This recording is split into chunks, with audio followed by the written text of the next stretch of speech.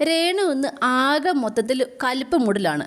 അതായത് രാവിലെ നടന്ന ആ ഒരു ടാസ്ക്, ഓമന പേരിടുക എന്ന് പറഞ്ഞ ടാസ്കിൽ രേണുവിന് നമ്മുടെ അക്ബർ ഇട്ട പേര് സെപ്റ്റി ടാങ്ക് എന്നായിരുന്നു കേട്ടോ. അതിട്ടതിൻ്റെ ശേഷം രേണു വന്ന് വേട്ടപ്പട്ടിന്ന് പേപ്പട്ടിന്ന് പേര് തിരിച്ചു വിട്ടു. പക്ഷേ എന്നിട്ടും അങ്ങോട്ട് രേണുവിന് തൃപ്തിയാവുന്നില്ല. രേണുവിനെ സെലക്ട് ചെയ്തു. രേണുവിന് ഈ പേര് കൊടുത്തത് കൂടെ തന്നെയാണ് രേണു അക്ബറിനെ സെലക്ട് ചെയ്തത്. അല്ലെങ്കിൽ എനിക്ക് തോന്നുന്നു അനീഷിനെ ആയിരിക്കാം. പക്ഷേ രേണുവിന് ഇങ്ങനെ പേര് കൊടുത്തപ്പോൾ തന്നെ രേണു വിളിച്ചിട്ട് വേട്ടപ്പെട്ടത് പേര് വിട്ടു. പക്ഷെ എന്നിട്ടും അതോട് മതിയാവുന്നില്ല. ഇങ്ങനെ കിടക്കുന്നു, കട്ടിലടിക്കുന്നു, എനിച്ചിരുന്ന് പിറുപിറുക്കുന്നു, ആകെ മൊത്തം ഇങ്ങനെ എന്താ പറയുക, ഞെരിപിളി കൊണ്ടുകൊണ്ടിരിക്കുക. അത് മതിയാകുന്നില്ല. എന്തായാലും എനിക്ക് തോന്നുന്നു ഈ ഒരു ദേഷ്യം നല്ലപോലെ ഉണ്ട്. അത് അടുത്ത ടാസ്കിലോ ഇനി വരുന്ന എപ്പോഴെങ്കിലും ഒരു അവസരത്തിലോ അക്ബറിനിട്ട് നല്ല രീതി കിട്ടാനും ഒരു ചാൻസ് ഉണ്ട്.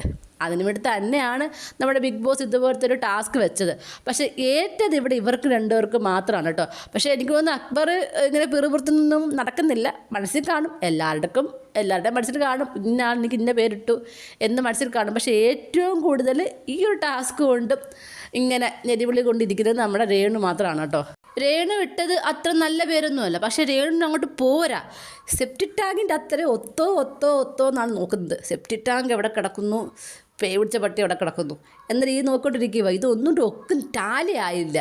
അതുപോലത്തെ ഒരു പേര് എനിക്ക് വേണമായിരുന്നു എന്നുള്ള തോന്നലാണ് കേട്ടോ. എന്നിട്ട് വീണ്ടും എന്നെ സെപ്റ്റി ടാങ്ക് എന്ന് വിളിച്ചല്ലോ എന്നുള്ള ആ ഒരു ത്വര ഇങ്ങനെ വന്ന് ഇരിക്കുകയാണ്. അതിന് എന്ത് ആവും, എത്ര വലിയ പൊട്ടിത്തെറി ആക്കുമെന്നൊന്നും എനിക്കറിയില്ല.